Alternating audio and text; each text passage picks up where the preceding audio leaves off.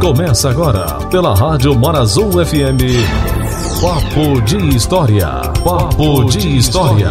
Apresentação, Professor Cabral. Apoio Cultural Sindicato dos Bancários de Alagoas, Gestão, Unidade, Resistência e Luta. A todo mundo que está nos ouvindo, quem nunca ouviu falar de sociologia, então é a oportunidade para a gente se inteirar dessa ciência que chega na escola como uma matéria, né? Mas ela é de fato, a sociologia é uma ciência antes de ser traduzida, né, em uma matéria escolar, que durante alguns períodos foi retirada do currículo brasileiro. Por que será, né? Então, vamos lá. Primeiro a pergunta do nosso querido André. O que é a sociologia, pessoal? A sociologia é uma ciência, tá certo? Uma ciência que faz parte da árvore das ciências sociais e das ciências humanas, e ela tem por objetivo principal, por foco, estudar aquilo que acontece a partir das relações humanas. A sociologia estuda tudo que é decorrente, tudo que é desdobramento das relações humanas e as próprias relações. Então a sociologia estuda os fenômenos educacionais, estuda as relações amorosas, estuda a política, estuda a economia, estuda a violência, estuda a educação, estuda o trabalho, né? Por exemplo, trabalho é um tema clássico da sociologia, desigualdade é outro tema clássico da sociologia, tá certo? Ela estuda o que é a sociedade enquanto, né, uma organização, um processo social, estuda sobre a moral, a ética. Então a sociologia ela tem um campo de atuação bastante vasto, né? Porque, como eu falei agora há pouco, ela tem como foco estudar aquilo que se desdobra a partir das relações humanas. E se a gente observar bem, não precisa ter um olhar de cientista e nem tampouco, né, ser muito letrado nos estudos para entender o que se desdobra das relações humanas, praticamente tudo, né? Então, tudo que tem a ver com gente se relacionando é objeto de estudo, pode estar no foco, está sob a atenção da sociologia, né? Por conta disso, André, inclusive, você não me perguntou, mas foi por conta disso, justamente, que ainda no ensino médio, eu, né, me encantei por essa, na escola, disciplina, matéria, né, componente curricular, e resolvi, assim que eu tivesse oportunidade, ou estudar filosofia, ou de fato me dedicar à sociologia, por causa dessa sua vocação para interpretar a sociedade, né?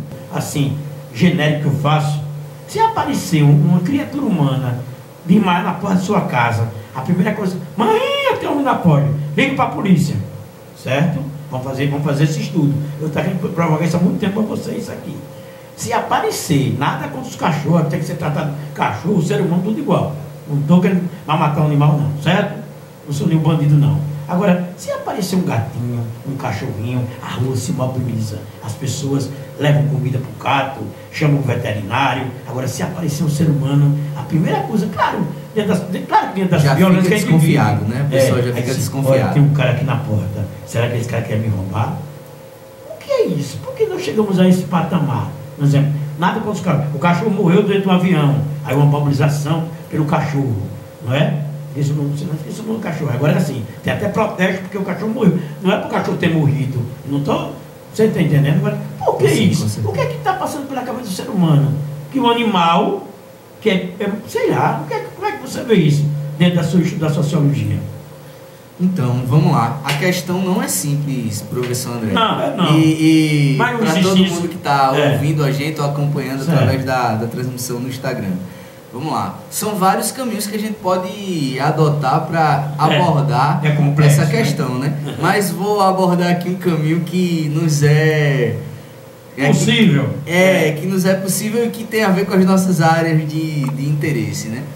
A nossa sociedade, ela segue uma organização que estimula em grande medida a gente adotar uma postura ética de maior preocupação com a gente, de maneira individual, de que com a coletividade, né? A nossa organização política, social e econômica capitalista, né? Ela estimula muito o individualismo. E aí, o que acontece? Por vezes, ela também favorece com que a gente crie apreço por outros seres e tal. E nada contra isso. Nada contra, claro. Com certeza. Com certeza, e é importante. Os pets, os bichinhos, eles são seres vivos, merecem, né, o nosso cuidado, o nosso carinho, a nossa atenção. Precisam ter seus direitos enquanto seres vivos garantidos, serem cuidados pela gente. Mas o que acontece? Por vários caminhos, a nossa sociedade, ela transforma os seres humanos, né, as relações, em objetos, e objetos por vezes de menor valor, né? Não sei se o pessoal que está acompanhando a gente, o próprio professor André, já ouviu falar, mas foram realizados estudos, e universidades dos Estados Unidos gostam muito de fazer pesquisa com essa pegada comportamental. Realizaram um estudo que, por vezes, pessoas que trabalham na limpeza ou que têm profissões que são na nossa sociedade pensadas como uma profissão de menor valor social e tal, essas pessoas passam por processos de invisibilização, né?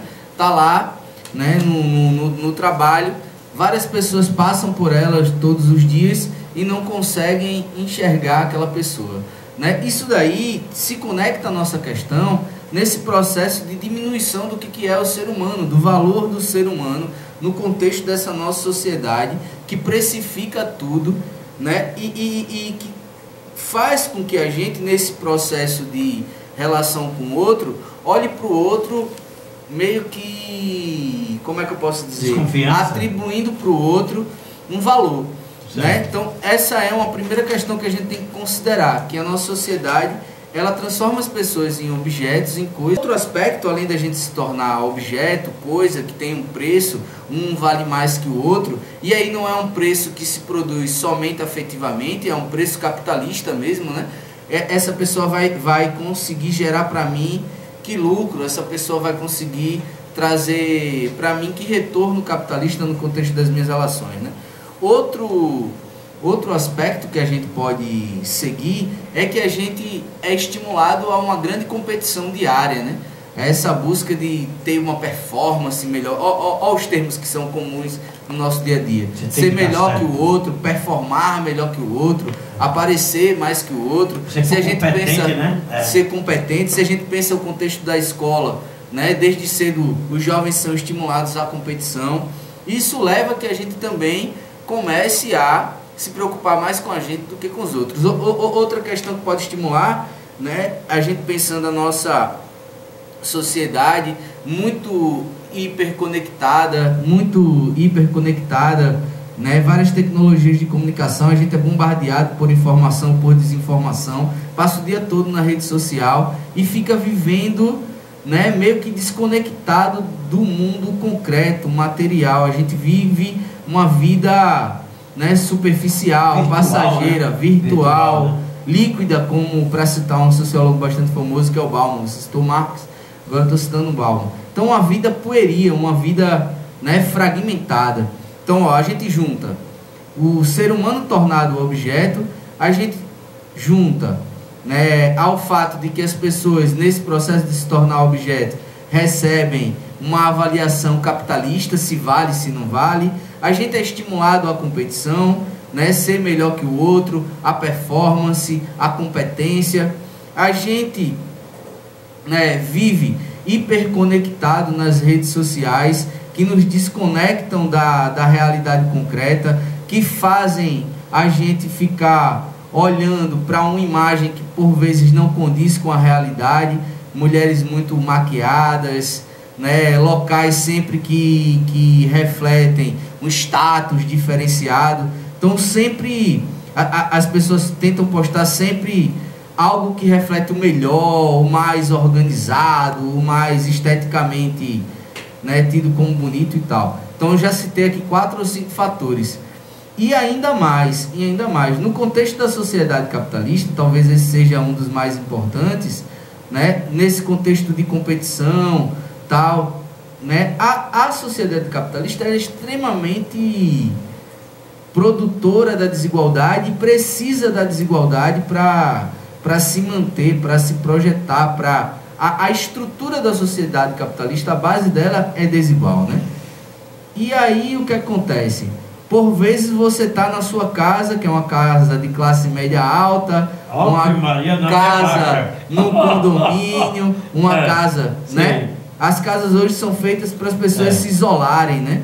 Já nesse contexto da desigualdade. E aí o outro tá na rua, né? Às vezes não tá com a roupa, né, do seu mesmo padrão social, né? Então, mais um fator. A gente já olha para o outro também, né, com essa desconfiança de que é o menor, de que vai me roubar, de que... Olha o cabelo dele. Né? Se a gente contextualizar na nossa sociedade, exatamente, você está me dando mais uma deixa, né? Mais um viés aqui interpretativo. Então é uma questão extremamente complexa, Cabral. A gente pode olhar assim para ela de uma maneira assim, mas são vários fatores. Né? O ser humano como objeto, a gente é extremamente individualista, as pessoas têm preço, alguns corpos, aproveitando o que você disse, né, valem menos que outros, né? Quando eu cheguei aqui na rádio, pessoal, né, eu escutei que estava sendo mencionado sobre o PL, né, do estupro. Então os corpos das mulheres, né, na nossa sociedade, né, machista, valem menos do que os dos homens. Os negros, as negras, as pessoas de pele preta, historicamente são colocadas a um lugar de menos valorização, né? Então tudo isso estimula para que a gente construa uma visão do outro como, às vezes, como inimigo, com desconfiança, com alguém que, se não me prestar um serviço, algo que me traga um valor capitalista, não serve para mim, entende? E aí a gente acaba olhando para o ser humano, né, com um certo...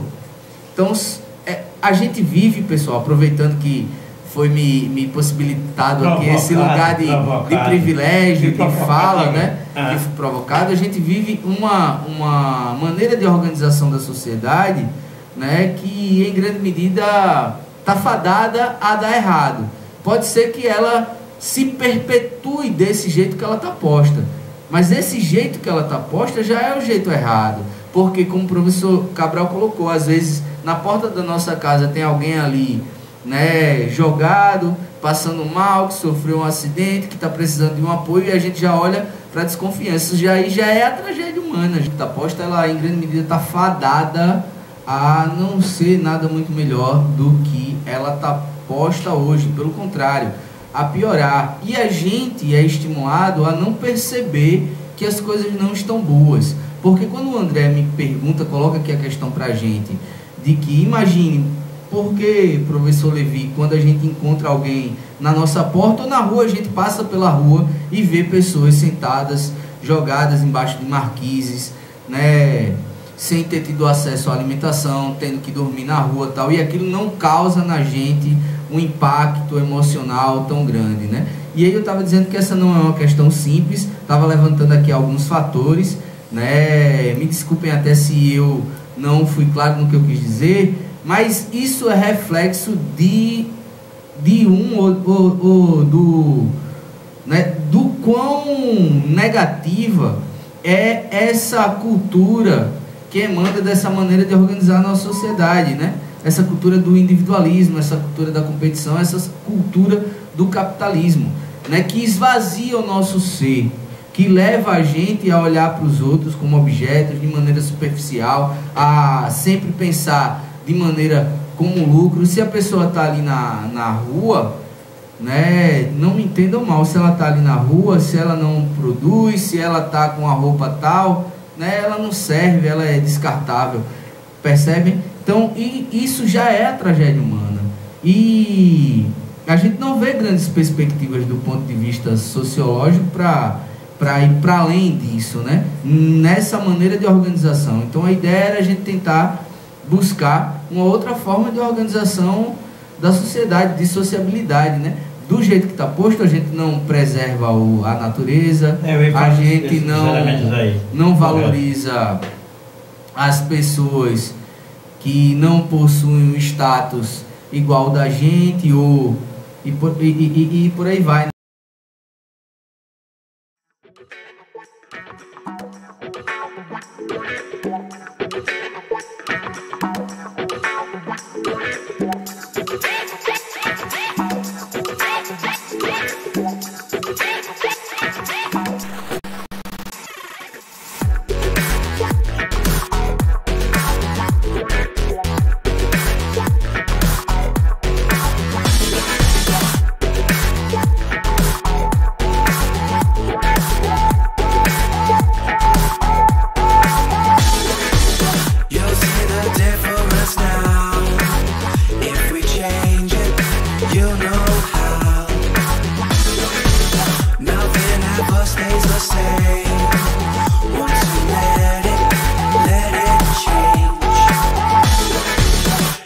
like a family.